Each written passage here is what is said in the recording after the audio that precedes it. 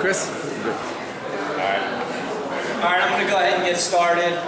I have a few disclaimers. First one being, if PowerPoint or Keynote or martial art, I am a white belt. I don't like fancy slides. It's black on white, very easy, no fancy graphics, no videos. It's all low tech. I might as well be up here with a bunch of slide charts.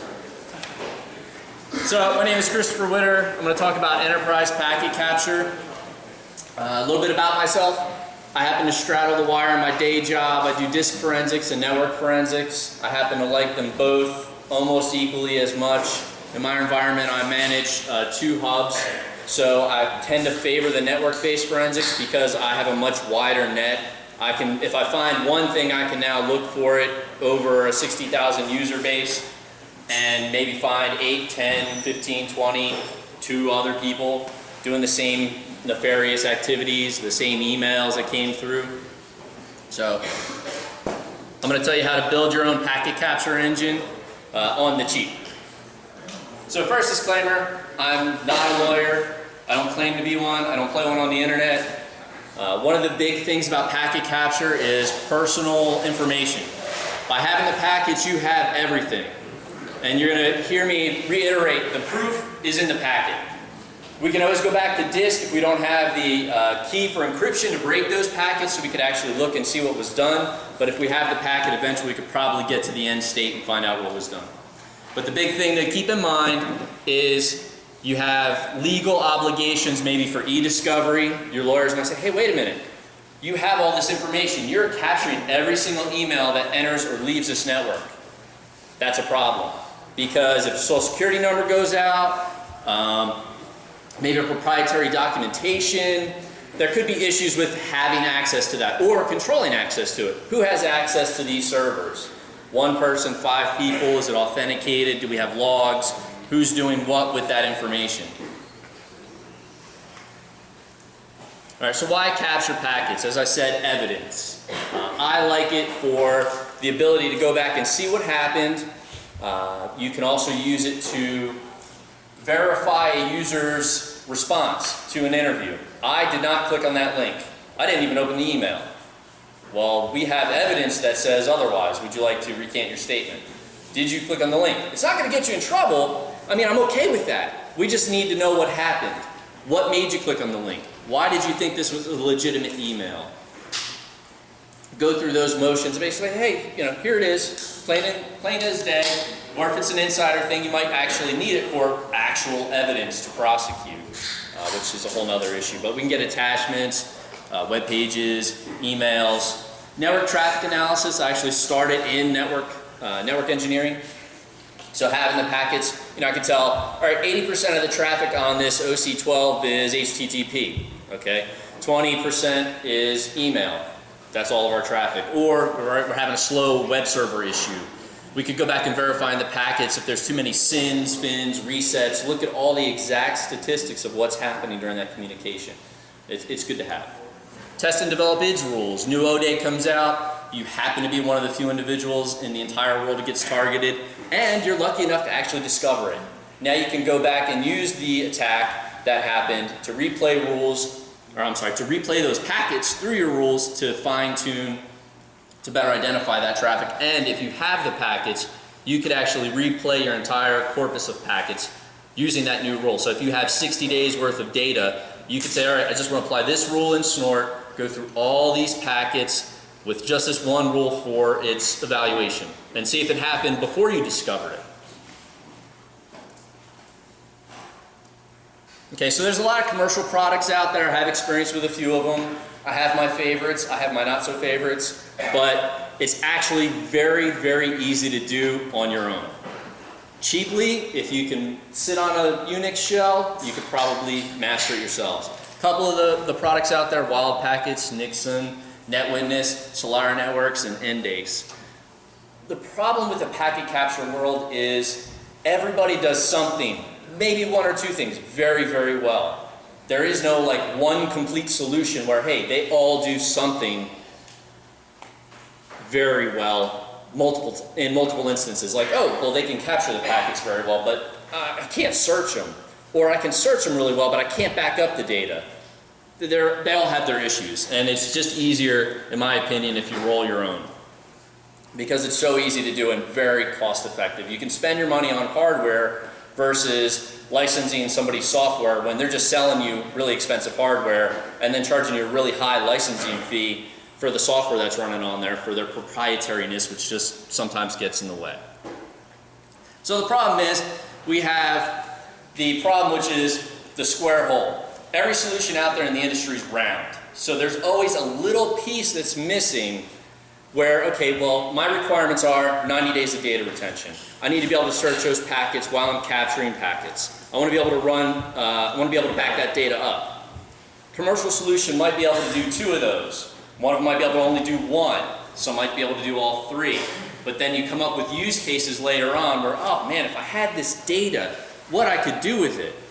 By locking yourself into a proprietary solution, now you have to go back and possibly convert that data. And if you've ever tried to convert a terabyte of packet data, which is 1 day for me in some instances, it takes 8 to 12 hours to process something. So if I want to run a rule, like, oh yeah, we got this new O-Day, you know, one of my teammates wrote a snort rule, we're going to run it against the data and see what happened. Well, you know, we're not going to open it until tomorrow. That's not really an acceptable solution in an incident response case. Sometimes it's all you have, so it's what you go with. Okay, so no proprietary formatting of data is like the whole basis of this. By doing it in a PCAP, you can use it with all kinds of tools out there. You can write your own tools. There's Python modules, Perl modules, C, Wireshark. I talk about a few of them. There's a lot out there. It's way cheaper, which is the whole premise behind it. I'm cheap. Anybody who knows me knows that. We just ran into an instance of me being cheap. Totally off topic, but I bought a monoprice adapter for my brand new laptop. I tested it at home. It didn't work. I asked Marcus, hey man, I don't have an idea what's going on here. He brings over his Apple adapter, which was $20, and plugs it in and it just worked. So me being cheap actually cost me some time here. Oop, what did I do? All right, so you control your own destiny. You can plan for whatever you need. So I say on the cheap, how much am I going to save? Hardware is the most expensive piece of this because disks, RAID arrays. If you go with the hardware route for a capture card, which we'll talk about briefly, it gets even more expensive. But you can save anywhere depending on your use case, the data you're going to be pushing through these boxes. You know, we'll say $10,000 to $30,000 depending, and it's all, you know, independent. So system design. Server hardware, you got to have a current motherboard with 8 gigs of RAM. It doesn't have to be anything astronomical depending on what you're going to try and do with it. The more RAM you have, you could create a RAM disk to process data as you're capturing it before you move it off the disk if you want to do some post-processing. Backup options, do I need to save this data, or is it just, well, I have 7 days and I hope whatever I need I can find in those 7 days, otherwise I'm just totally hosed. Capture subsystem, we're going to use a hardware-based card, which is extremely expensive and there's not very many in the market. Or we could do software-based depending on our data rates and how much we can appreciate dropping a few packets here and there if we need absolutely everything. Storage subsystems, probably where you'll spend the most money. You know, you can use a SAN, a locally attached disk array, or, you know, 7 or 8 drives in one single RAID 5, which is going to be slower. You have to do some analysis on that and actually work with it. Server software, do we have any BSD fans? FreeBSD, anybody? Okay. I happen to love FreeBSD, but in this use case, unless you go with a hardware-based card. Yes, sir. You have a certain RAID array type that is really high performance for lots of little reads, lots of little writes. Yes, RAID 10 would be my preferred option, right. Which means you're basically whatever you do, you have to double. So I want to say 7 terabytes of data. I need 14 terabytes of disk to do it because I'm going to take and mirror whatever I am writing to disk. So you get the best advantages of your read speeds and your write speeds. But in this, for our design, Linux is the way to go unless you go with an enterprise capture card. Then you're limited to the drivers, and there are some FreeBSD drivers for people who are fans.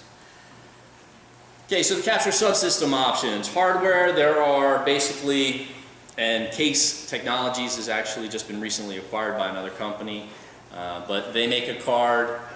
Endace is like the Microsoft of the capture card world. They have about 70 to 80% probably of the market.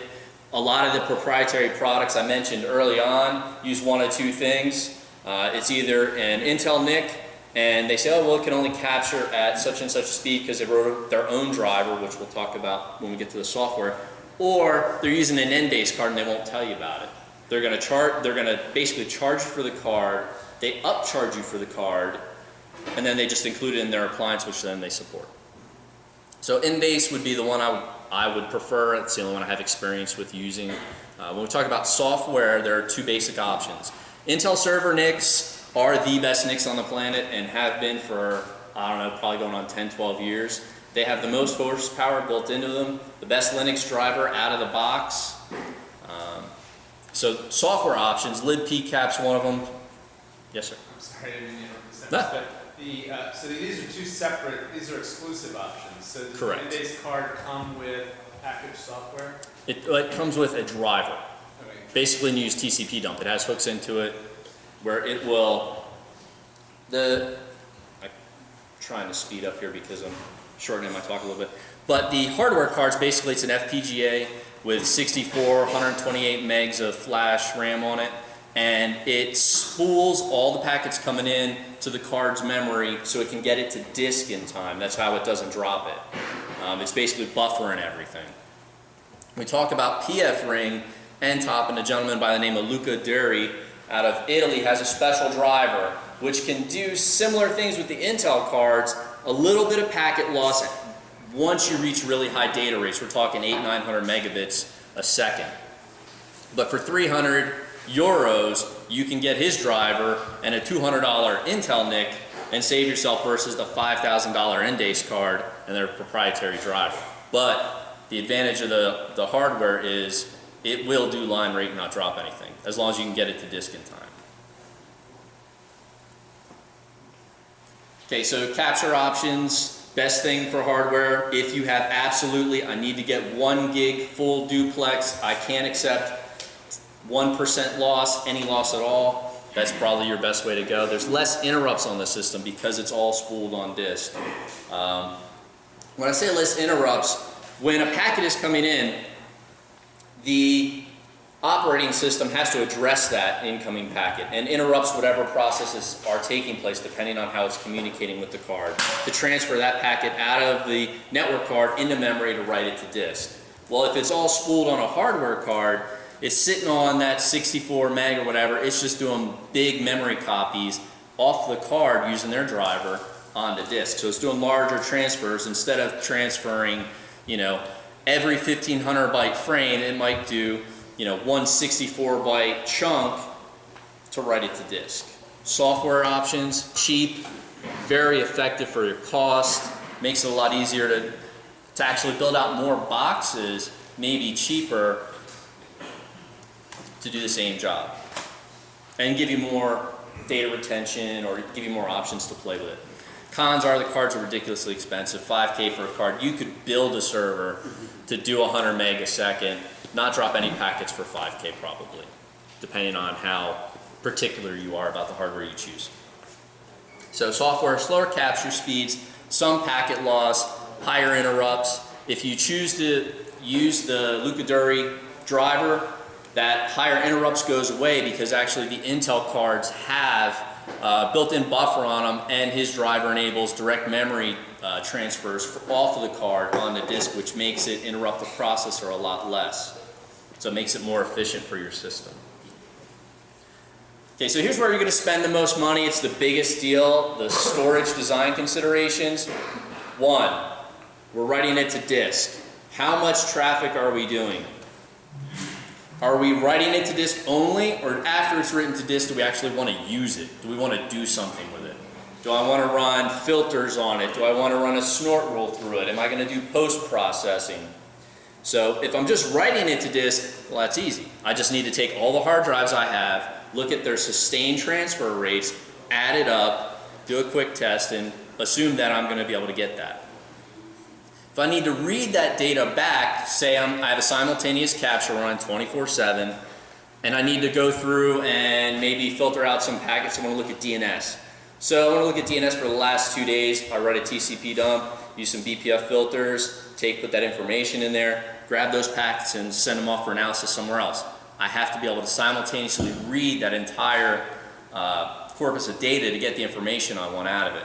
So you basically have now doubled your I/O. Do I want to back up that data? They have to take that into consideration. Am I going to be writing to the disk, backing up the disk, because depending on how much it is, like I said, I do about 1 terabyte a day. That requires about 8 hours to write the tape. So that's my 8-hour window. That's actually when it's the slowest in my environment. But if I'm actually running a query now, I'm going to impede the ability for the system to function. Budget. SANs are really expensive. Direct attached disks are probably your best option, especially for data holds. If your litigation team says you can keep these packets, you have to secure them, you have to do X, Y, and Z. Oh yeah, and by the way, we may come to you one day and say, well, we have this email that was sent on Friday. The exchange team doesn't have a copy of it because, well, they just don't do that. It was deleted. We need you to get it off a disk. We want it off the packets. We need to see it. Oh, well, we have that data. That was just Tuesday, and I have till Monday. So, all right, we'll take all those disks, put them on the shelf, slap a label on them. They're now evidence. Nobody can touch them. Direct attached disks are cheaper. They're effective, and if that happens, you're not losing a $250,000 SAN over some data holds. Purpose, traffic analysis. We talked about if it could be confiscated. Okay, so legal considerations, I touched on. Data retention policies, does your company have them? How are you impacted by them? Who's controlling the data? If they ask for it, maybe they'll accept a tape backup of the data, so you don't have to give them everything. You could just write off that particular day. Data holds, mentioned it. E-discovery worries, you have to address with your litigation team. Throughput, what are we doing? Basically the reading, writing, are we backing it up? Take all that in consideration. We'll go back and talk about how to test that throughput a few slides later. So network hardware, I don't know how many people here are familiar with networking, but it's really, there are a few products you can use. You have dumb taps, basically takes in, mirrors it to a port as out. Aggregating taps, you put your in and your out. You may put in and out from another device, and it'll take and aggregate those 4 ports into, say, 1 port. So if you have maybe a 100 meg network and you want to take a couple of 100 meg tap points, send them all to the same server, as long as you don't exceed the throughput capabilities of your box, you can aggregate those all into one gig capture device. Passive taps happen to be my favorite. Because taps usually sit in line, that means, hey, traffic in goes out to a tap, traffic out. If tap in the middle dies, traffic stops flowing. In theory, it's not supposed to. In practice, it does. If you don't like getting called at 3 o'clock in the morning because the hub went down and now your alerts are going off and the guy on call is like, hey, I can't figure out why the firewall can't talk to the production segment on X. Well, what's in between? Well, the first thing is your tap. Fiber, it's light. It's basically mirrors inside. You don't have to worry about it dying in the middle of the night. Your biggest worry, depending on how your cable management is in your data closets, is someone stepping on a cable and breaking the glass. So if you have a choice, fiber's the way to go.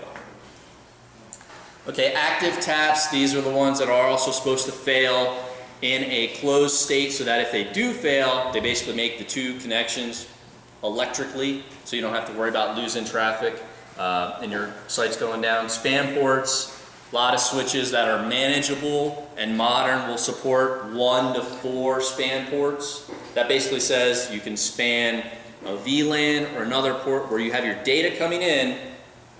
You say span it, which means copy to this port out, and then you plug that port into your packet capture engine, and that's where you save it. It's pretty easy stuff.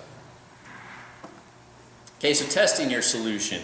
We've kind of done all the analysis, we put it together. We have a rough idea of what it's going to cost. Maybe we started buying hardware for a pilot. How do we test it? Well, we can take some production packets and use TCP replay to replay those packets through our engine, basically to see if we're going to be able to capture them. If we want to test our I/O load, which is that's where we're going to run into probably the biggest problem, is getting the data onto the disk or getting the data off a disk. There are built-in Unix tools or packages you can download if you don't have it built in. Bonnie or Bonnie+++. You could verify the I/O. Because if anybody's ever taken a hard drive, and I've experienced this from doing disk forensics, it says it'll do, oh, well, it's a SATA drive. That's 300 megabyte. Said, well, okay, that's like at burst. What is its sustained rate? Because sustained is how much you're going to be writing simultaneously over the period of time. It's not burst writes, it's continuously writing at this speed. You'll find out that it may say 300, but by the time you get to the end of the disk, if you try and write to the entire drive, when you get to the end of the drive, it may be only 90, and that might not meet your requirements, something you need to test. We can do that. Smart bits are an Ixia, expensive, but if you're looking at doing a multi-branch office deployment where you're going to have, 10, 20, 60 of these, you could rent one of these pieces of test equipment. They're used in the Garner reports or Mircon reports for a lot of the production manufacturers for equipment to verify that, yes, this switch can do 10 gig, no loss at X nanosecond. You can do the same thing with your packet capture infrastructure. You can run one of these boxes and simulate HTTP, HTTPS, a 64 byte frame, 1500 byte frame, 9000 byte frame, to verify that it's capable of capturing to your expectations. But in the end, nothing beats the real world. So until you put it into production, you can only have safe assumptions on what's going to actually happen. Okay, so I have the packets. Now what can I do with them? I mean, you can capture packets with a laptop, but in an enterprise, it's a lot easier to just have it sitting there constantly doing it. So we can do traffic analysis, decide where the data is going, source destination pairs, how many people are doing HTTP, how much of our traffic is HTTPS. If we're worried about traffic, the patterns changing from HTTP to HTTPS being more, you're not going to be able to look into the HTTPS package. You may want to make a business case and say, hey, we might want to look into a man-in-the-middle solution so we can see what's going on in these packets, so we know what our users are doing or our adversaries are doing to us over SSL. We could use it for IDS rule testing, conversation reconstruction. We could use it to regenerate net flows to see who talked to what, how many bytes were transferred over what period of time, artifact extraction, emails, URLs, attachments, files, DNS traffic, because logging DNS traffic is ridiculously hard sometimes because of the extreme volume. If you have the packets, you have the traffic. Okay, so PCAP tools. There are a number of free tools which I mentioned. We have TCP extract, which basically enables you to say, hey, here's a PCAP, so I want to look for this packet, this packet header, so you can pull out all the MP3s, all your AVIs. ngrep, similar, you can look for ASCII-based information within a packet stream. Wireshark, which used to be Ethereal way back in the day. Snort, TCP dump, IFTOP, which will give you top talkers. NetWitness actually offers a free tool, which I'm going to talk about here. All right, so Wireshark. I said evidence, and I use packets every day in my day-to-day job, and it's extremely effective. I happen to use the solution we're going to talk about after this one, but Wireshark is also an open source alternative. It just happens to be, it requires a little more of massaging. So here's an email that was sent, reconstructed using Wireshark. And as you can, you might be able to see. As you can see, it's kind of, it doesn't really lend itself to a quick visual analysis for maybe a junior level analyst. And that's where the next tool is going to come into play. A lot of times you may get a phishing email and you want somebody to be able to look at that. Sometimes just by looking at the email, you go, oh, well, they misspelled this word. That one font in the middle is different. That URL doesn't look right. You could quickly look at something and go, all right, this is malicious. To what extent, we don't know yet, but it's definitely bad. Okay, so here's a graphical HTTP request which was reconstructed, and as you can see, it doesn't really look like anything. So if a user were to visit a web page with, say, a malicious banner, and you pull up that segment or that session and you're trying to look at the traffic to see what they saw, maybe they say, well, I didn't do anything. You know, it was an iframe drive-by, rotating banner came up with an SWF file that exploited them, some sort of Adobe attack. You wouldn't be able to see that easily in this instance. Here's graphical DNS. Again, you know, you're looking at just the simple requests.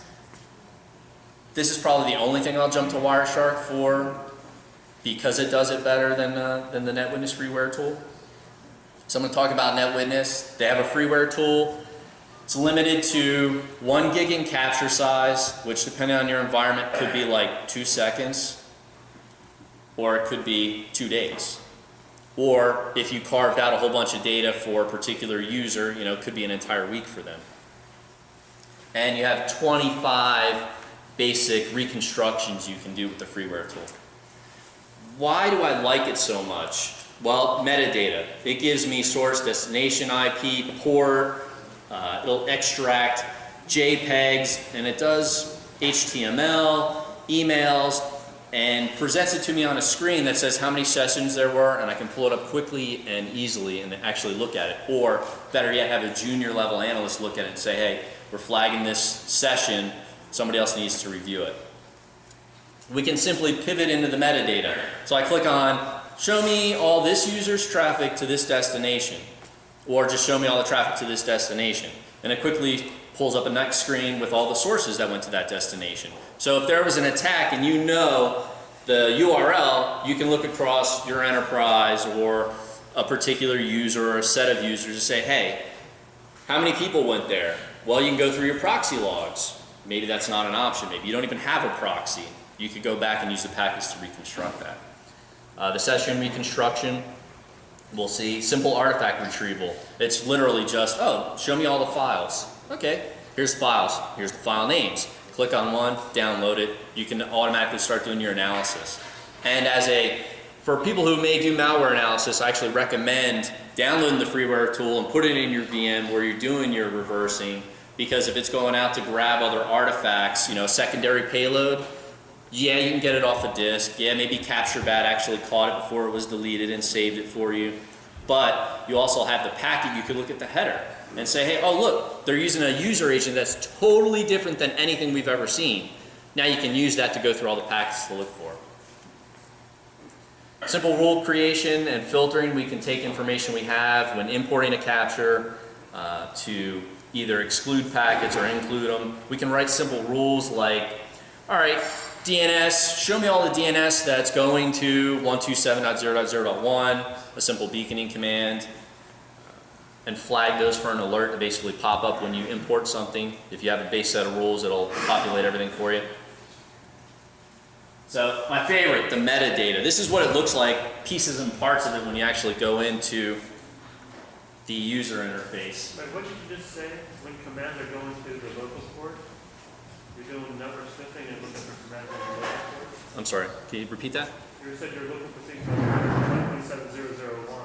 Right. So you could use that as a rule. You could write to say, show me DNS going to that resolves to 127.0.0.1. Okay. And when you import your packets, it'll pop up as an alert, which I don't think I have them up there. But so you see, this is a collection I used, and there's a couple of collections out there on the internet. One that I like happens to be from an NSA military exercise with the US Military Academy, and if you look for CDX and ITOC, you'll pull up the data set. It's like 12 gigs of packet capture, snort logs. Really good to go through and practice. You could work on your kung fu with packets that way. So I just imported a simple one, and you see the green is the sessions. So that's how many times there was an HTTP session. DNS, that's how many DNS calls were. Breaks out the host names. Source IP addresses, of course, you can see this was done on, actually this, I think it was from my local net I was doing. The destination, so where all the traffic's going. How many sessions there were going to that. So if you knew that, all right, the secondary payload for this exploit was from this URL or this remote IP address, you could simply pivot on that and open up all those sessions. By clicking on a session, it would give you all the packet information, and you can go in and look at every single one individually. Breaks out email addresses, the tos, the froms, your subjects, attachments, file names, and all this, again, when you import the packets into the NetWitness tool, is done automatically. So it kind of like does a lot of the legwork for you, and then you can get to the investigation a lot faster. Okay, so here's that same email we looked at in Wireshark, just to give you an example of how much more it'll probably look like someone when they open it in, say, Outlook Express or Outlook, this is how it's gonna actually display. They do a reconstruction of it for the analysts. And if there were attachments here, you would see them right here and you could download and grab those. URLs would be reconstructed, inline images. Here's where, like I said, I prefer Wireshark for DNS because you see it doesn't really lend itself to being read very easily, but there happens to be a button right there. So you can say open it as a PCAP. So even though you imported the packets, you can also export them back out, just that individual session. It'll open it up in Wireshark and you can use Wireshark for what it's best at. Here's a reconstruction of part of the page that we looked at earlier. And you see, if you show that to somebody, that looks a heck of a lot better to interpret than maybe say all those characters on the screen from the transfer, and even if it was just in ASCII or HTML. It's a lot easier when you see something like this to go, hey, wait a minute, well, there's a space where there's this banner ad that should be there, but it's not because it will not reconstruct like malicious JavaScript or Adobe. It'll give you the option to download that file though, but it will not actually render it for you in case it's malicious, which is good. Okay, so artifact retrieval makes it really easy. In this instance, I had an attachment, and basically click on it, and you can save it to disk, and start your analysis right there, if you wanted to, or export it off and analyze it on another machine. Makes it pretty easy. Okay, so I talked about the alerts. One of the popular things that I like to use for alerts, because I use this at an enterprise level, not the freeware version, but all that can be is like backward applicable to the freeware version, is I write an alert that basically says, show me anything in the bogon nets. So that'd be like 127, 172.16, looking for basic sleep commands, because I'm an enterprise environment. I'm not going to see I should not see non-routable addresses be returned in a DNS request, or be tried and attempted to be used at all. That could indicate A, something's misconfigured, B, there's some malware maybe on the network that's being told, shh, sleep. Kind of like some of the people in the audience here. So, and it's really easy to write them, you know, like this one here for the, and that's a slight typo on my, you know, it's not DNS buy one, get one off. It should be bogon, but service equals 53, so I want show me DNS, and where the alias IP, or basically the IP address is, we started out at 127 network, 00169, so the illustrious Microsoft, I can't find a DHCP server address space, 172.16, and I have a list of them that I use. And it's pretty effective occasionally at finding things and flagging them when you're not going to look for things. One of my other favorite features is the timeline function. You see these little dots where there's more sessions? If you're looking at just an individual user's traffic, this is actually a DNS graph, by the way. Anything peculiar right there? This is actually for a group of hosts, but you see how the session number, which is basically how many times the communication was made, is at a regular interval. Okay, that's not something that's easy to do on a command line to show, but that gives you an automatic like, hey, what is that? And you can easily, you know, open up those sessions and look at them, or highlight the area and zoom in on it so you can see and go back to those packets, see the source, the destination, maybe the host they were going to, the domain names that were resolved during that time, and investigate them easily. But this actually happened to be a beaconing pattern.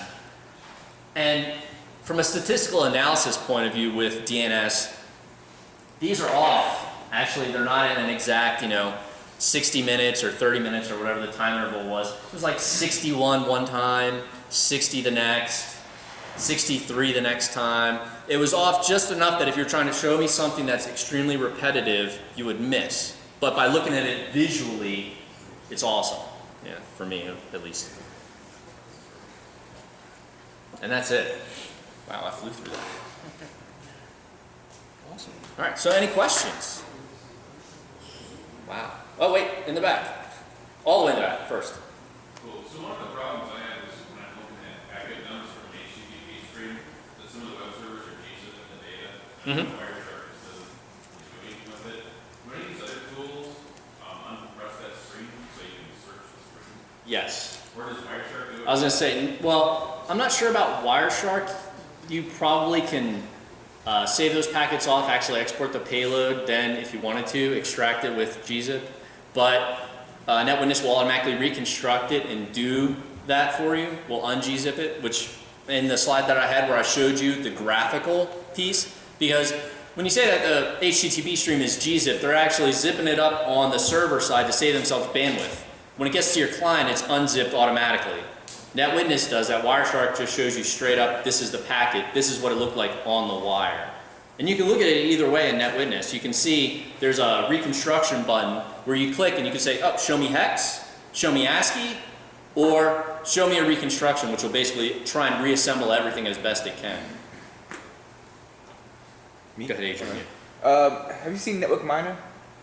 Network Miner? It's an open source tool. It's Windows only. Yes. Yes, I know the one you're talking about now. Yeah, it's incredibly nifty for dumping things out of captures you do from FTP, HTTP, or SMB file transfers, OS detection. Yeah, it has a lot of neat functions. It does the password capture stuff, but other things do that better. But for those functionalities, for the OS detection, because it uses like the fingerprints from EtherCAT and POF and a ton of other tools, all built in this one little easy to use interface. Yeah, no, I have seen it, but it's Windows only, which is handy. Network Miner was a tool that Adrian just mentioned. Kind of does some of the same things, similar to NetWitness, maybe not as extensible, but it's open source. You don't have to worry about packet capture size or limitations to number of sessions. There's another question in the back.